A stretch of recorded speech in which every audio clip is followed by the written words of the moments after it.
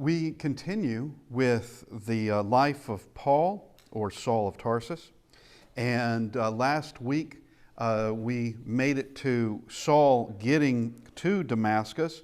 He is told what he must do there concerning his own salvation, because until he meets Ananias and is baptized, as Paul relates in Acts chapter 22, he was still in his sins.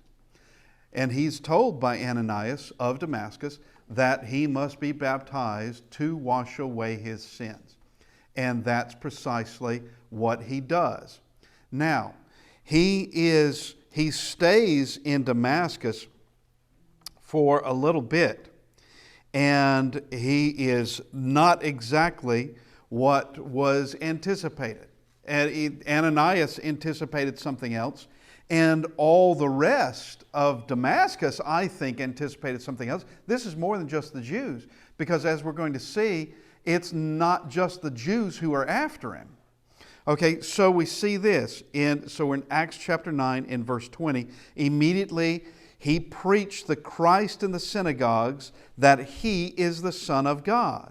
Then all who heard were amazed and said, "Is this not he who destroyed those who call on this name in Jerusalem, and has come here for that purpose, so that he might bring them bound to the chief priests?" They're confused. What's happened here? What's going on? But Saul, verse 22, increased all the more in strength and confounded the Jews who dwelt in Damascus, proving that this Jesus is the Christ. So he is preaching already powerfully. He's already doing it. And as we've already discussed, he is an inspired speaker now, as he will be an inspired writer when he begins to write. But he's already an inspired speaker, very much like the other apostles were. That when it came to sermons, when it came to answering questions, when it came to them being in front of some sort of court, that they were not to worry about what they were going to say, but that it would just arrive in time. It'd be there for them to say these things. Now, we come to this, and here we have the danger that develops in Damascus. Because while he is preaching powerfully, they don't want him preaching at all. And they want this message stopped. And they are willing to take him by force. They're willing to come and get him. Now, and there's this, they're wanting to kill him. Now, verse 23. So we're still in Acts 9, verse 23. Now, after many days were passed, the Jews plotted to kill him. So he's been there for many days. How many days are many days? Well, we don't know. But I will say this, not concerning the many days, but we haven't discussed this before, is that this is an approximation, we are at about AD 40. And that's an approximation when Saul is converted. The approximation is around AD 40. So it's around 10 years past the crucifixion of Christ that we get to this point. Now, once again, that's a guess. I don't think anyone can give an accurate statement on it. And there are some clues as to how you can know. And I'll show you one of those clues in just a second. But after many days were passed, the Jews plotted to kill him.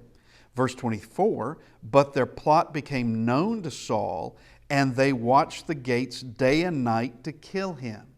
So they're watching over the gates. They don't want him escaping. It's, once again, this goes back to another discussion. It's not enough to say, get out of my city or get out of my country. It's more than that. It's, we want to kill you. It's just like what Saul was doing. And here is another thing about Saul. When Saul obeyed Christ, Saul knew better than anybody else what these people were willing to do because he had been there. He had been one of them. He knew better than anybody else what went on behind the scene, what was spoken, what was plotted, what was surmised, all these things. He would have known the lengths that they would go to or the depths they would go to. He knew as much as anybody could know because he was one of them. So this would not come as a surprise to him. Not a surprise at all. And when he is converted, though he might have high hopes with certain people, and certain people might not disappoint, but while he might have high hopes for certain people, he would know that that big machinery of which he was part of is now going to go after him. He knew it because it wouldn't just skip over him because they had liked him in the past. He's going to be a top enemy. That, as we have said before, with Peter, the Sanhedrin court could live with a Peter. They could live with the John. They could live with those fishermen. They could live with the tax collector. They could live with the zealot. They could live, Simon the Zealot. They could live with them being in Jerusalem and not want to kill them immediately. But they would throw him in prison. And they did kill James. But it is Paul, having been one of them, those others, bunch of fishermen, oh, he's a tax collector, oh, it's just a zealot, it's just these ignorant, unlearned men who knows where they came out of Galilee. And just a bunch of hayseeds and nothing more than that. But Saul of Tarsus is not. He's not a fisherman out of Galilee. And he's not someone they could say was ignorant, because he was among them being taught by their best. And now he is on the other side of matters. And they don't like that. Now, we come back to this, verse 24. But their plot became known to Saul, and they watched the gates day and night to kill him. This is what they want to do. All right? Now, as will happen at other points in Saul's life, there are plots that one way or another make their way back to him. One way or another. So the secrets do get out. And especially if you've got a bunch of vocal men, you know, it wouldn't be hard to know what they're planning if they're going around bragging about what they're going to do. But verse 25, then the disciples took him by night and let him down through the wall in a large basket. So here they make a way for him to escape. And of course, it's got to be at night, and it can't be a gate because they're watching the gates day and night. This Damascus is a walled city. And evidently, and of course, every walled city spills out of the walls because it just grows, and you have those that are outside the walls. Well, evidently, he's been inside. He's been inside that section of the walled city. And so what is meant to protect a city can suddenly be a prison for somebody that they can't get out. The walls work both ways. But the brethren, and it is the disciples do this. And they're the ones that provide the means for him to be able to escape. Because I'm not sure that he could have done this on his own. But let's go to 2 Corinthians. 2 Corinthians chapter 11. Because he speaks about this specifically. And this goes beyond the Jews. And this is also another way that we can know roughly the timeline that we're talking about. Okay, so we're in 2 Corinthians chapter 11, and we begin in verse 32. And it states, in Damascus, the governor under Aretas the king was guarding the city of the Damascenes, those of Damascus, the city of the Damascenes, with a garrison desiring to arrest me. Okay, so the governor is not, I doubt seriously he's Jewish. And the king doubly doubt he's Jewish at all. And here is another way that this is a way we can know roughly the timeline, because it mentions the king here by name. And so we can kind of plot out about when this could have taken place.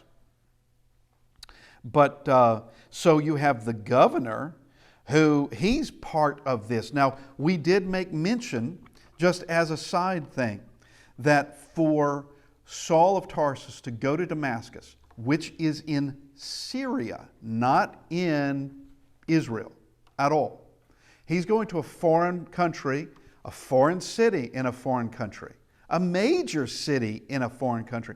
He is going there to do what? To bind people and bring them back to Jerusalem. Okay, well, those people would be under the protection of whatever government whatever nation they're in. You can't just go into a foreign nation and start dragging out criminals. We have what is known as extradition.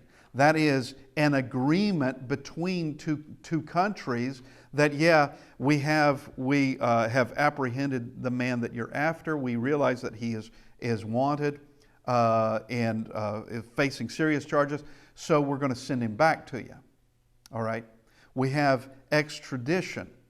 And there's some countries that do not have extradition agreements with the U.S., and they will not send back anybody. They'll not do it. What I'm getting at is there's got to be agreements. And there had to have been an agreement made for Saul to have done this. And I think this brings it out that suddenly, how did the governor care about this? How did the king even care about this? But suddenly they do. At least the governor does. In Damascus, the governor under Aretas, the king, was guarding the city of the Damascenes with a garrison desiring to arrest him. So this is more than the Jews. This is more than just a loose band of rabble. This is a garrison. These are soldiers. These are Syrian soldiers. Now, verse 33, but I was let down in a basket through a window in the wall and escaped from his hands. So this gives us more information concerning this, that it's more than just the Jews, and there's more danger than just a handful of rabble in the city. That's enough. But you have officially, he's wanted. He's wanted by the governor. So he's let down through a window. So we don't. It just says let him down through the wall in a large basket in Acts chapter 9. But now he's explaining, yeah, it was through a window. Now let's go to Galatians chapter 1. In Acts chapter 9, we would come to a conclusion that Paul, in leaving Damascus, went to Jerusalem immediately, but he didn't. There is a period of 3 years between him being let out of through the window in a basket and escaping, and then going to Jerusalem. There's a 3-year gap. Now, the Acts chapter 9 doesn't mention it. Well, it doesn't have to mention it. It's bringing in major points that need to be spoken of. It doesn't take the Bible doesn't take every single thing that Jesus did in his years on this earth and put them down. As John said There wouldn't be enough space to do that. Nor does it do that for anyone else, whether it's Peter or whether it's Paul or whether it's whoever. But Paul, in writing to the churches at Galatia, does tell them something that, well, we didn't know until we get to this letter. Now, others in the day, who knows what others may have known, just because they had heard it or Paul had told it to them or whatever. But now we have it for us to let us know. So we're in Galatians chapter 1 in verse 11. But I make known to you, brethren, that the gospel which was preached by me is not according to man. And that's a major point. That is the point he's trying to make. It's not according to man. And he's already told them that they are being bewitched, as it were. They are being charmed, as it were. Their faith is being undermined. They are in a period of kind of a mental turmoil in their faith anyway, because someone is undermining it by bringing in doctrines that are not from Christ. And now he's saying after saying that if I or any apostle or any angel if we or an angel from heaven bring any other gospel to you than what you have received, let him be accursed. All right? He says that in verse 8, repeats it in verse 9, and now in verse 11, once again, but I make known to you, brethren, that the gospel which was preached by me is not according to man. So he didn't confer to any man. For I neither received it from man, nor was I taught it, but it came through the revelation of Jesus Christ. Now I'm going to take that very seriously of what he just said, that he did not have to go to a Peter, supposedly the first pope, to find out anything. And he's going to show in this that it's years, 3 anyway, from him being converted and him going to ever seeing Peter in his life, or at least as a member of the church. He may have seen Peter as an enemy earlier. We don't have any knowledge of that. Being in Jerusalem, both of them being in Jerusalem, it could be that Saul of Tarsus definitely had seen Peter before, but we don't know. We don't know if that's the case or not. But the point he's making in this is he didn't go and confer with anybody, that he is an inspired writer. As an inspired writer, he can receive everything by inspiration if God wants him to, and he's saying, Christ said that's what he was going to do, and now Paul is saying that's what happened. So we come to verse 13. For you have heard of my former conduct in Judaism, how I persecuted the church of God beyond measure and tried to destroy it. As we said, it's not enough to get it out of Jerusalem or Judea or just out of sight. It's to destroy it. That's why he would go to foreign cities. And I advanced in Judaism beyond many of my contemporaries in my own nation, being more exceedingly zealous for the traditions of my fathers. But when it pleased God, who separated me from my mother's womb and called me through His grace to reveal His Son in me, that I might preach Him among the Gentiles, I did not immediately confer with flesh and blood. Okay, so he's going back to Acts chapter 9. That he didn't immediately confer with flesh and blood. Now, it is true that Jesus says, go into Damascus, you'll be told what to do. As far as what he must do to be saved, that's given to him by Ananias. The rest must have come from Christ. And for him to immediately be able to preach in Damascus, as we already saw, verse 20 of Acts 9, immediately preached the Christ in the synagogues, and that he is the Son of God. And we see where he proved that Jesus is the Christ. That's the end of verse 22. Now, back in Galatians chapter 1, we see verse 17.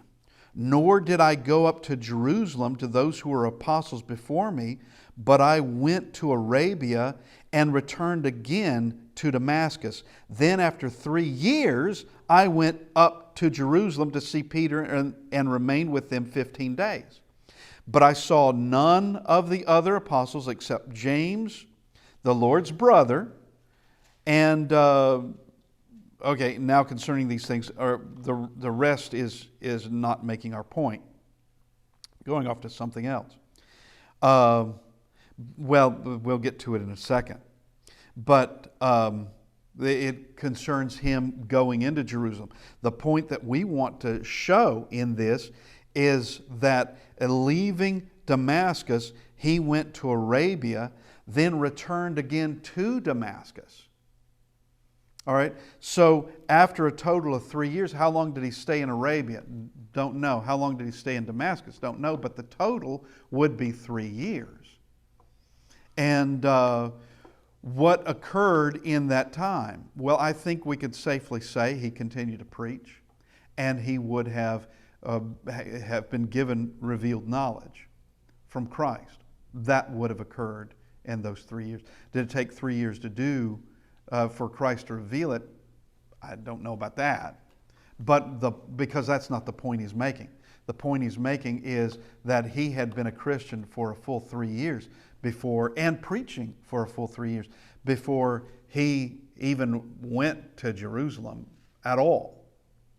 And that's the point he's making, is that he has every right to be considered an inspired writer, just like Peter or anybody else, just like Matthew.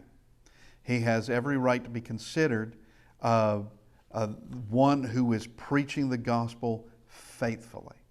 And of course, you can put it to the test and find out. You can compare his words to what, and see if it contradicts others. See if it contradicts Christ. And it won't. But we come back now, we want to go to Acts chapter 4.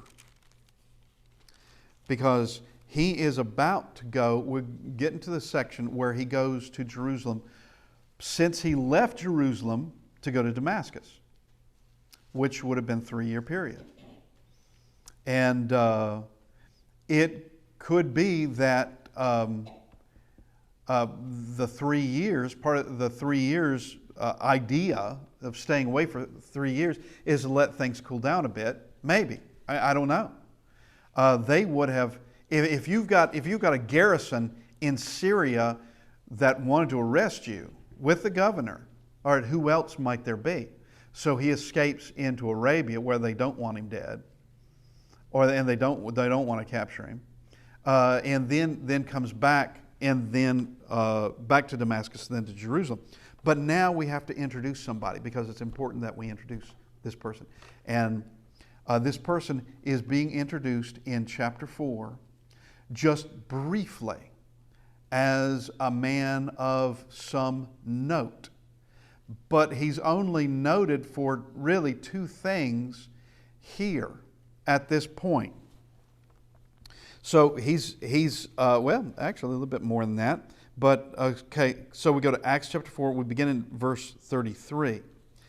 And with great power the apostles gave witness to the resurrection of the Lord Jesus, and great grace was upon them. Nor was there anyone among them who lacked, for all who were possessors of lands or houses sold them and brought the proceeds of the things that were sold, and laid them at the apostles' feet, and they distributed to each as anyone had need.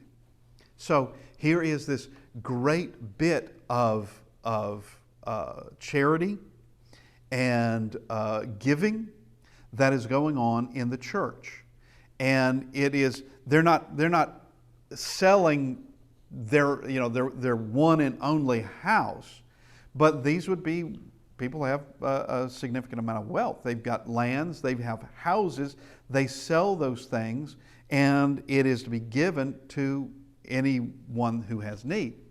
And, of course, it is, in this context, it is mostly being given to those in need who are in the church, to the household of faith first. All right, then going to those outside of the church. But, verse 36, here we have him introduced. And Joseph, that's his given name. Joseph, it may be translated Joseph, but Joseph, who was also named Barnabas by the apostles, which is translated son of encouragement, a Levite from the country of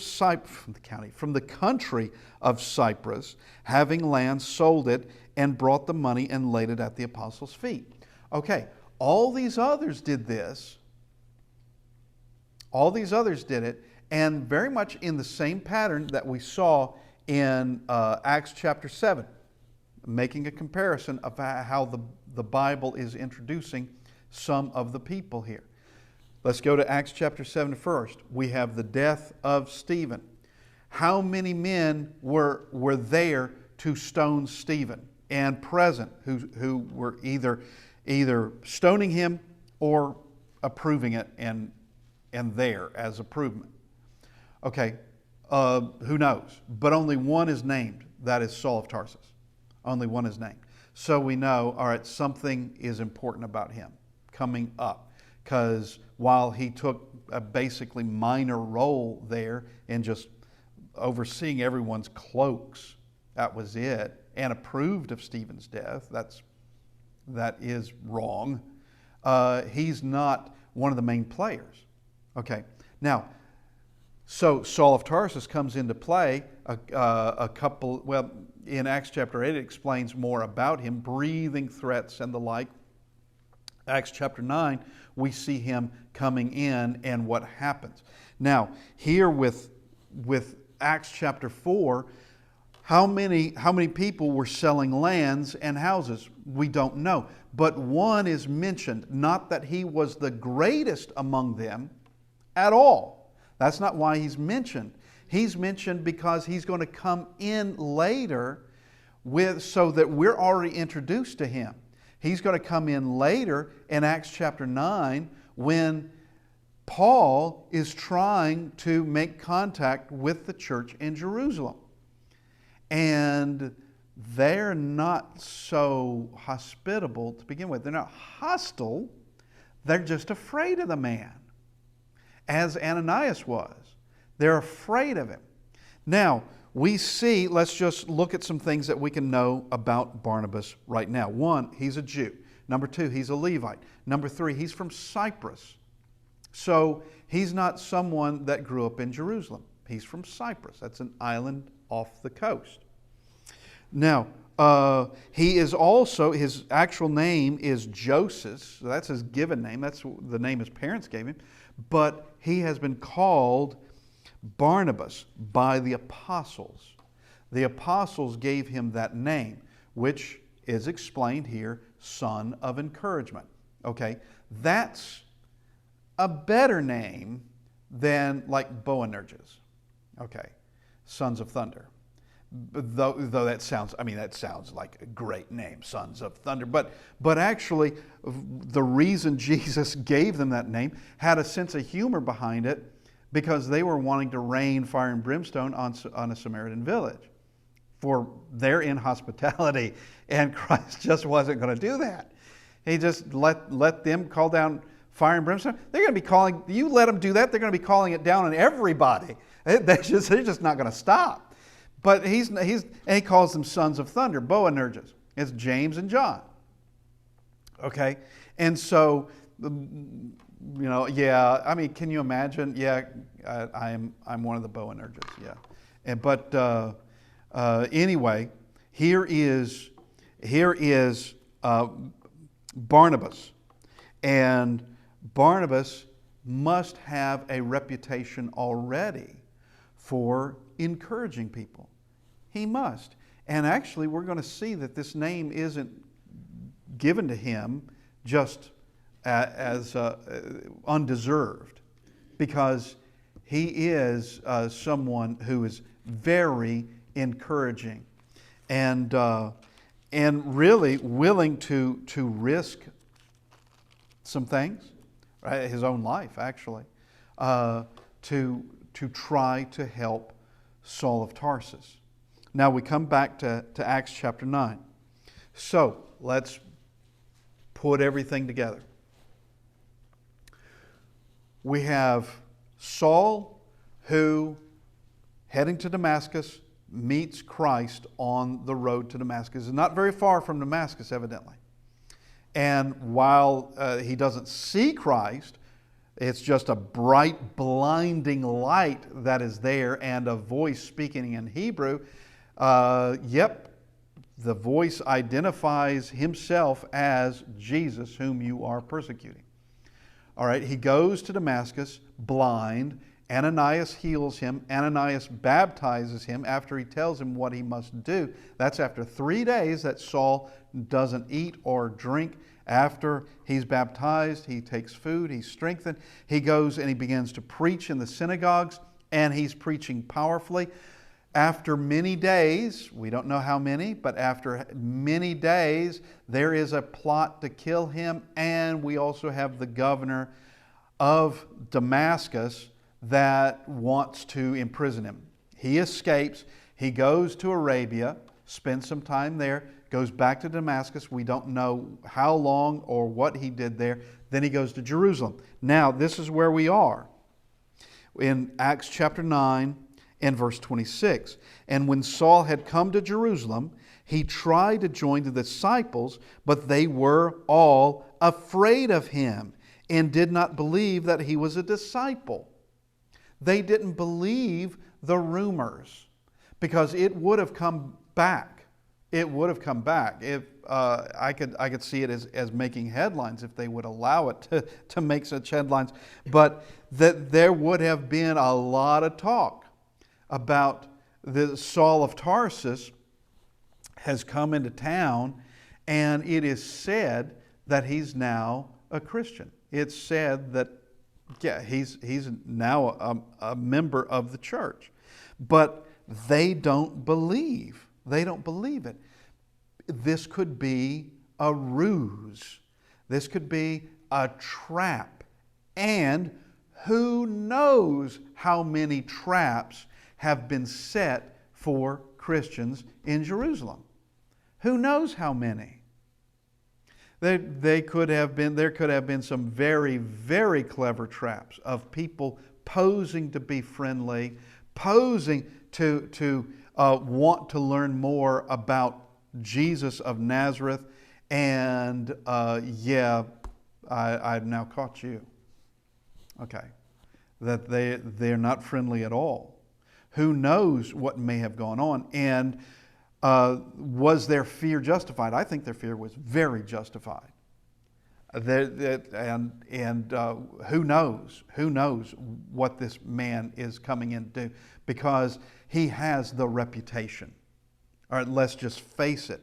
He has the reputation. Yes? Was he the only one that was rounding up Christians to be persecuted? No, he was not. No, he. I think it would be there were more involved than just him, such as he goes with the team up to Damascus. He can't do that alone. He can't go up there and bring how many people he's going to bring back to Jerusalem. He doesn't even know. There are men with him. He's got to have a team going with him up there. We don't know how many men that may have been, but it would have had to have been enough to bring prisoners back. So the Christians back in that day, they were persecuted. Right? Yeah, the Christians are persecuted. Yes. And I doubt that Saul was the only one who had the initiative to go to various places. And I seriously doubt that. Already we see in Acts chapter 7, it was others that stoned Stephen. All right, we could call him a bystander. Well, he's not innocent. He was approving He was an accomplice, I guess. I guess legally that's what he would be. But he's not the one that threw any stone. So there were others involved, heavily involved, and he's one of them. And I think that the Christians in those days probably had a running list of men they feared the most, of those that were being sent out doing the dirty work of the Sanhedrin court. So your neighbor could, if he knew that you were a Christian, he might turn you in. Yes, neighbors could turn you in. Yep. And family members could turn you in. And I have no doubt that occurred. You, if what you want is the approval of men rather than the approval of God, that's what you would do, because you'd get their approval, all right. And but it was a very dangerous time, very dangerous. Okay, Stephen has been killed by. It was unofficial. It didn't go through any Romans. It didn't go through any court. They just killed him on the spot. We also have James, who is killed. Now that is an official one. It wasn't a bunch of rabble who did that. But he is, so there are things that are going on. And there was a good reason why the Christians in Acts chapter 8, they scatter. There's a very good reason, because it's coming down hard. It's not just, oh dear, they killed one of us, I guess we better leave. That would be enough. That'd be enough. There was more to it. You had the Saul of Tarsus. You had men like Saul, who they're going out and they're doing the dirty work. And when he sums things up of what he did, he talks about men and women. That's multiple. He's already done it. And imprisoned and death, he's already done it. And foreign cities, he's already done it. That's multiple places.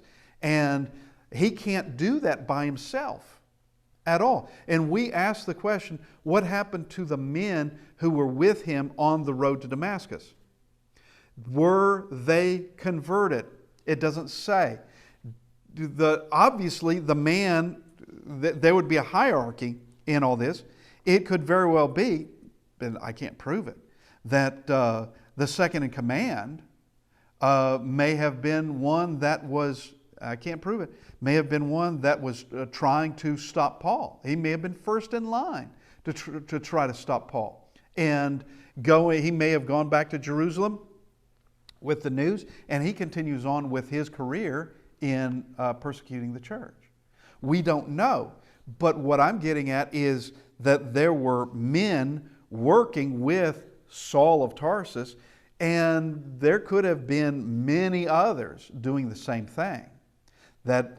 And there's good reason that there was fear. There's good reason for it. And it took a special type of man.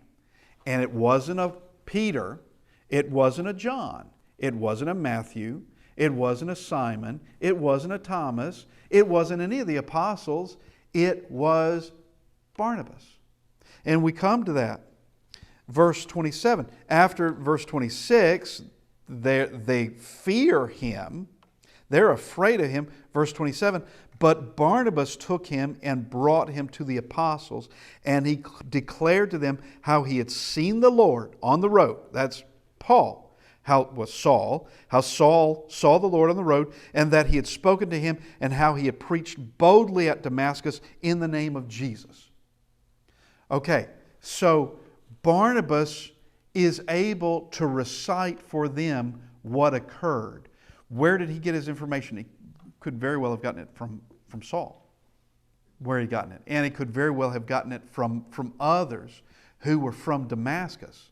And they could have definitely confirmed, yeah, they wanted him dead up there, and we had to let him out in a basket. Saul is trusted by Barnabas. And Barnabas is trying to show to these apostles the extraordinary thing that happened here, that Christ met him on the road.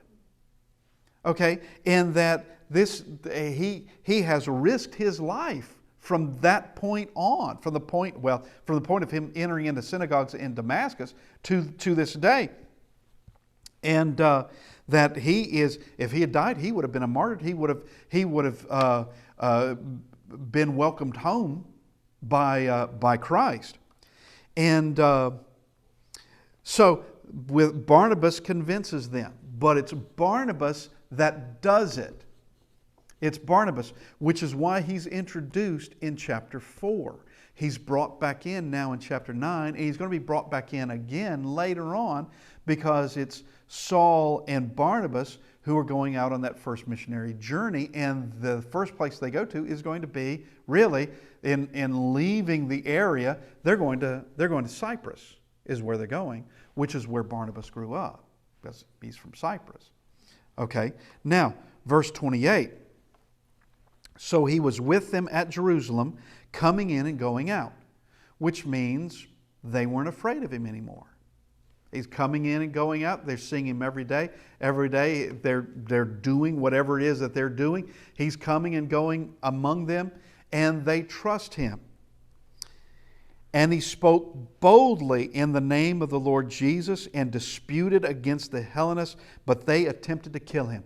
Note, how long has it been since Stephen was killed by these Hellenists?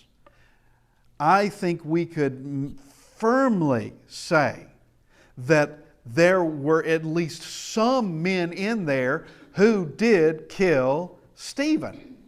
They're still, this is still Jerusalem. This is still among the Hellenists.